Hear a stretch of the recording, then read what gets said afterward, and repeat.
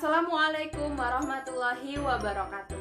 Perkenalkan, nama saya Abida Novaulia dengan NIM 1401419089, nomor presensi 3, saya dari Rombel C. Mata kuliah pengembangan PKN SD, dosen pengampu Susilo Triwidodo SPD MH. Pada video ini saya akan menjelaskan mengenai model pembelajaran yang cocok digunakan untuk pembelajaran salah satu materi pembelajaran PPKN di SD. Dan menurut saya model pembelajaran yang cocok digunakan untuk membelajarkan salah satu materi pembelajaran PKN di SD yaitu menggunakan model pembelajaran Inquiry Based Learning. Model pembelajaran Inquiry Based Learning itu sendiri merupakan salah satu model yang dapat mendorong siswa untuk aktif dalam pembelajarannya menurut Sohimin tahun 2014. Sedangkan menurut Traubert and Bibi dalam buku Widianti DKK tahun 2013, pembelajaran Inquiry Based Learning merupakan suatu model pembelajaran yang berpusat kepada siswa. Kelompok-kelompok siswa dihadapkan pada suatu problem atau persoalan untuk mencari jawaban atas pertanyaan-pertanyaan melalui suatu prosedur yang telah direncanakan secara jelas sebelumnya. Secara pengertian, model pembelajaran inquiry adalah aktivitas sistematis dalam pembelajaran yang mengharuskan siswa untuk berpikir secara analitik, berpikir secara kritis, dan juga kreatif, agar bisa mendapatkan solusi dari permasalahan yang telah diberikan secara mandiri sebelumnya. Kemudian pembahasan selanjutnya kita akan bahas mengenai sintak atau langkah-langkah model pembelajaran Inquiry Based Learning. Yang pertama ada stimulation, yaitu guru memulai pembelajaran dengan bertanya kepada siswa terkait problem atau masalah yang sering terjadi saat ini. Sintak yang kedua yaitu problem statement.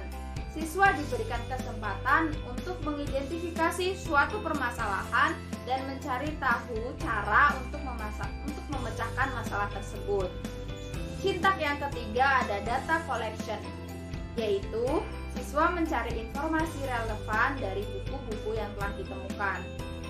Yang keempat ada data processing, yaitu data yang diperoleh dapat diolah dengan benar dan dapat ditafsirkan dengan logis. Kemudian sintak yang kelima yaitu verification. Hasil data yang sudah diolah dapat diperiksa kebenarannya. Kemudian yang keenam ada generalization. Tahap akhir siswa itu menyimpulkan analisisnya dan dipresentasikan di depan kelas. Selanjutnya kita akan bahas mengenai penerapan model pembelajaran Inquiry Based Learning. Model pembelajaran Inquiry Based Learning ini dapat diterapkan pada materi PPKN yaitu mengenai norma, hukum, dan juga peraturan. Pada materi ini, guru atau pendidik diberikan stimulation untuk rangsangan kepada peserta didik dengan membawa media berupa gambar atau fenomena-fenomena berupa norma-norma masyarakat yang baik ataupun buruk. Kemudian peserta didik mengidentifikasi gambar-gambar tersebut dengan mencari tahu permasalahan atau problem dan juga menyelesaikan permasalahan tersebut, sehingga peserta didik dapat menyimpulkan norma mana yang baik dan norma mana yang buruk. Seperti itu. Kemudian selanjutnya kita akan bahas mengenai keunggulan dan kelemahan dari model pembelajaran Inquiry Based Learning. Kelebihan yang pertama, menekankan pada pengembangan aspek kognitif secara jelas. Kemudian ada pun kekurangannya.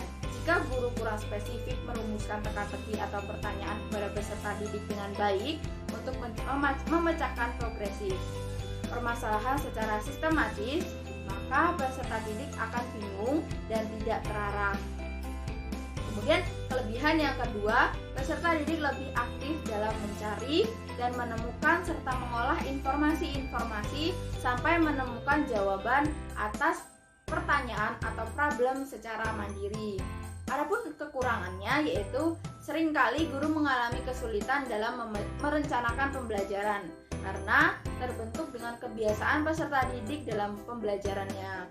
Kemudian kelebihan yang ketiga, peserta didik memahami konsep-konsep besar dan ide-ide dengan baik. Kemudian ada pun kekurangannya, pada saat pengimplementasiannya, peserta didik itu dalam strategi pembelajaran ini memerlukan waktu yang lama, sehingga guru sering kesulitan menyesuaikannya dengan waktu yang telah ditentukan. Kemudian kelebihan yang lain, yaitu kelebihan yang keempat, memberikan ruang kepada peserta didik untuk belajar sesuai dengan gaya belajar mereka masing-masing.